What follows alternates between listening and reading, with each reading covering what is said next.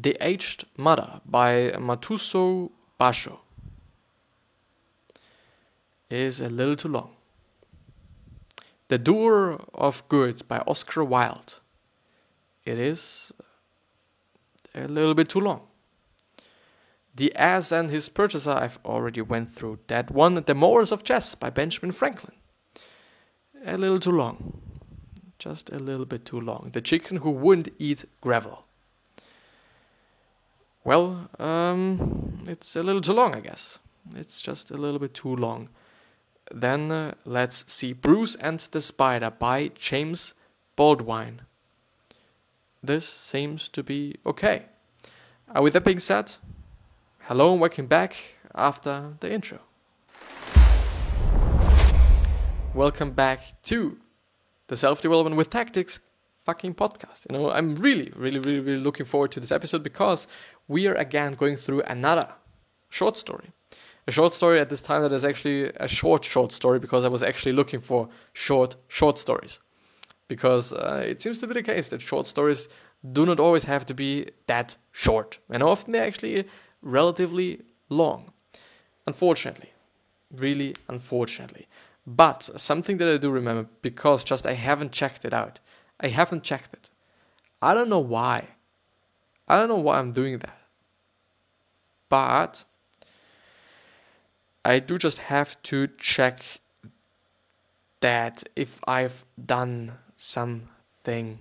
Because the problem that I'm having is that I'm not having enough space on my PC for probably this episode that I'm just recording, and it would really not be a good idea to then just basically make this episode and then just not have any space for it, because it would then be broken, I guess, and it wouldn't be such a good thing. It would not be. But yeah, if you do not have the time, or if you do just like to listen to audiobooks, I would totally suggest you to go into the description and go to the podcast, because this episode that you're having here on YouTube is also available as a podcast, which means that you can just listen to it, which means that it is a really efficient way to consume this episode, to just have the whole experience, but you can do something simultaneously to it, which might be learning, which might be cooking, which might be tidying up your room, so many different things. You're able to do that, and therefore I'm heavily suggesting you to also do that, just because it really is an efficient way to do so.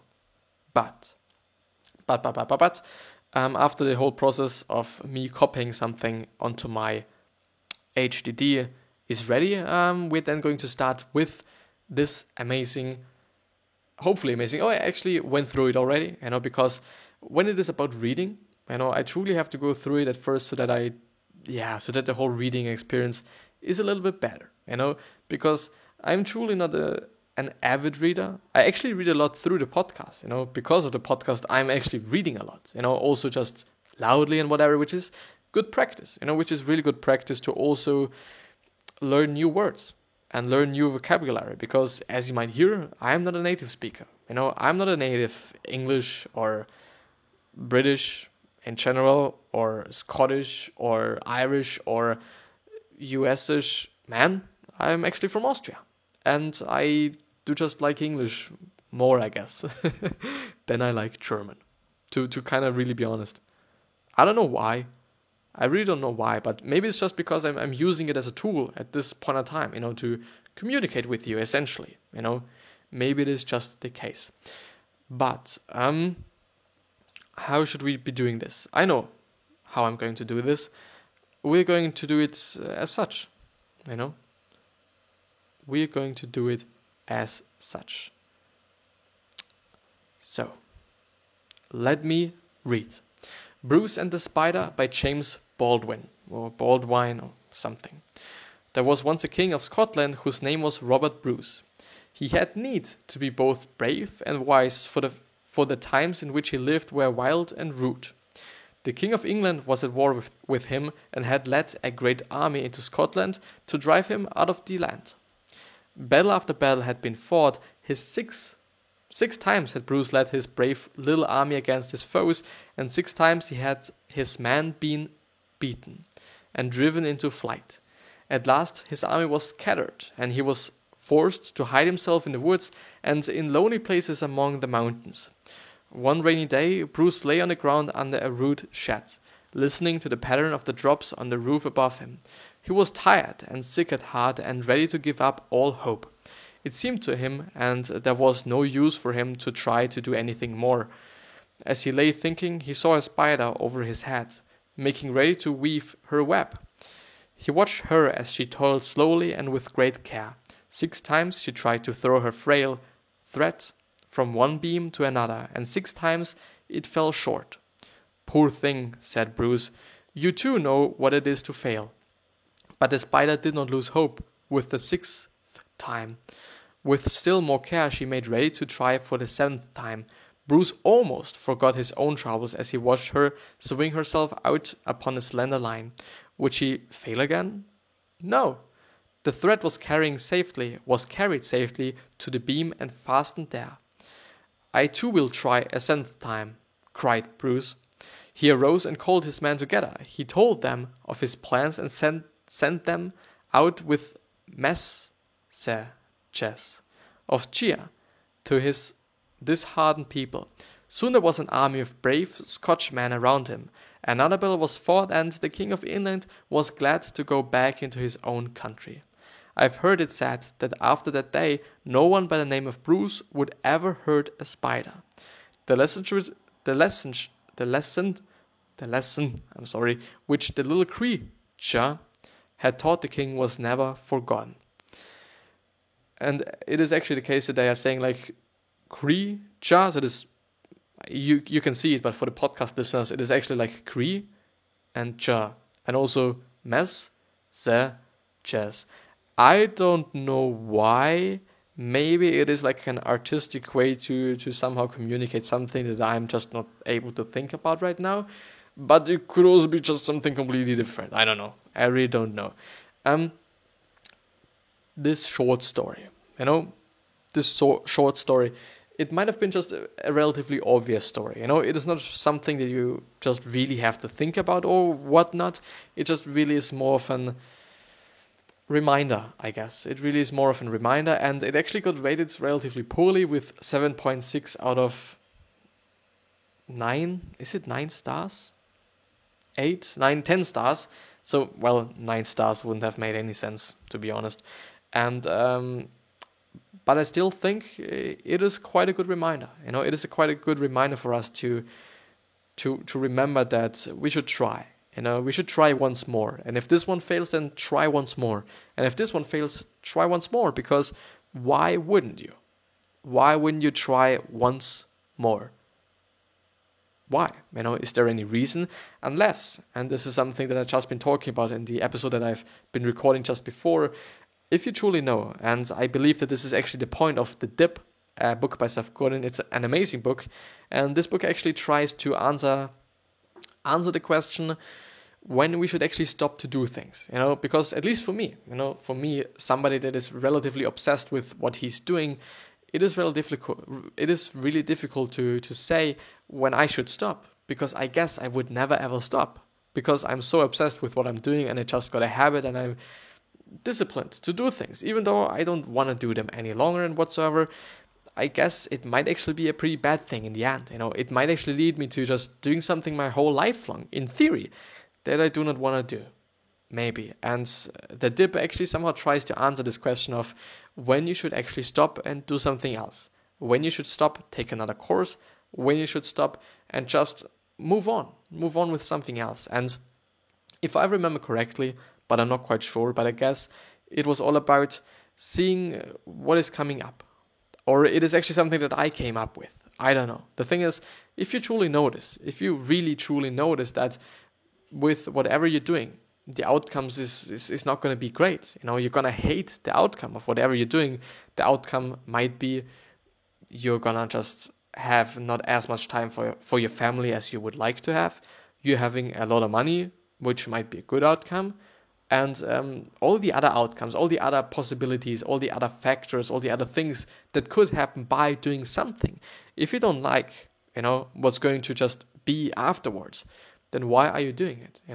Because the thing is, to build something, whether it be just an audience, whether it be a business, whether it be something else for yourself, also just a habit or whatever, it is work. It truly is work. And there are some certain stages that I do not recall, unfortunately, which also are part of the dip. And, the dip is actually also some kind of a part there. Maybe I can find some sort of a graph. This would actually be amazing. The dip. It is just truly a great book. Truly, even though it isn't rated that well, to be honest. Yeah, I've actually found something relatively interestingly. There you can see, wait, I'm gonna make it a little bit smaller. And I'm gonna scroll there so that you can see. So here you can see it is honestly a graph. And on the left side you can see results, which is the vertical line, and the horizontal one is effort. And the thing is, results go up as effort actually goes up, and then everything's gonna dip. But you're still gonna have way more effort than in the beginning, which means in the very beginning of the graph you're gonna have some kind of a belly. It actually looks like a ball, and then it actually dips. Then it goes down again, but you're still having this high amount of effort. And then, then there's gonna be the dip, and after the dip, the result's gonna go straight up, like it actually seems to be exponentially or something, and the effort's still gonna be just constantly growing. In theory, I guess, with time, normally you have time on the horizontal line and I don't know, a frequency, whatever it might be on the vertical one. But yeah, it is truly, they say early reward for starting is high, and then there's gonna be the dip, and then pushing through results in high rewards. But the thing is, you should not push through something that you wouldn't like to happen. Like, if it is something which has been talking about before, if you do not really like the outcome of something, why would you actually take the effort and push through? Why would you actually waste the energy and push through? It wouldn't make sense. So if you push through, when appropriate, it will eventually be highly rewarded. Eventually, something really important there. Really, really, truly important there. Maybe I can find a relatively short article, that I could just show you, because I do not want to. Maybe it would also be great to just see. Yeah. The Dip, a little book that teaches you when to quit, is the 10th published book by Seth Godin. It is a 76-page book that illustrates the concept of the dip, a temporary setback that can be overcome with persistence, and how to recognize if you are within one worth pushing through or one where you should quit. Yeah, it is actually a self-help book, and it was published by the Penguin Group in 2007, and also by Seth Godin, but you know what I mean. You know what I mean, because you're a smart dude or a smart girl. And so, I don't know, 76 pages, I guess, is pretty decent. It is pretty well to just go through it, think about it, whatever. But you could also just go through another summary, which we could also be doing right now. I have gone through a summary of the dip on the podcast as well. And, I have gone through one. I think I've actually gone through the dip as a summary by, not on this site that I just was showing, but on the SamuelThomasDavies.com website. I might be linking it down in the description if I don't forget it. I do tend to forget a lot of things. So if you're just listening to the podcast, or if you're just watching the video, and if you truly actually need this link to this certain site because you can't find it because of certain reasons, I don't know, hit me up on social media. All the links should be down in the description. I'm going to answer you as fast as I can, and it's probably not going to take a long time because this is somehow actually my second life, some sort of. The book in 3 sentences. Winners quit the right stuff at the right time. People settle for good enough instead of best in the world, and being well-rounded is not the secret to success. To be a superstar, you must do something exceptional. Not just survive the dip, but use the dip as an opportunity to create something so extraordinary that people can't help but talk about it, recommend it, and yes, choose it. The next time you catch yourself being average when you feel like quitting, realize that you have only 2 good choices: quit or be exceptional. And average is for losers. Yeah, in the end, it's actually going to be the case, I think. Winners understand that taking the pain now prevents a lot more pain later. The decision to quit or not is a simple evaluation. Is the pain of the dip worth the benefit of the light at the end of the tunnel? Which is basically the exact same thing that I was talking about. If you like the outcome of the whole effort that you put into something, then go through it. If it is not worth it, then don't go through it, because it wouldn't make sense. And the last part of this really short bit of the summary: quitting as a short-term strategy is a bad idea. Quitting for the long term is an excellent idea, because it frees you up to excellence at something else. It really does, because you're saving a lot of time, energy, quite everything, everything that you would be in need of. So try, look out for the dip, but try. If it is actually something that you truly want to do, just try. Try the 7th time, try the 8th time, try the 9th time, try the 10th time. Just do it, just try, and like the process. Really love the process. If you really hate the process, you're not gonna just go through it. You're not gonna be able to push through it. It is actually the 3rd episode that I'm recording today. The 2nd in a row. The first one I was, doing before I was actually working out. And it is work. It is work, but I truly like what I'm doing, and I still also have to do some other things. I'm still attending school. I'm actually in quite near my A levels. There's gonna be just some work coming up, and I do really hope that I'm going to manage everything. I really, truly hope. And by the way, this episode's, I think, going to be scheduled when I'm in Amsterdam. So check out my social media. There's probably going to be some stories, quite a lot of stories. I tend to do this, to do them. I like them. They're great. They're amazing. I love them. But yeah, let's actually, to finish up with this episode, let's actually go through another Quora question, because this is something that I do. Going through Quora question. If you're having, also a question that I should be answering, please hit me up on social media. It is the fastest way so that I can see it. How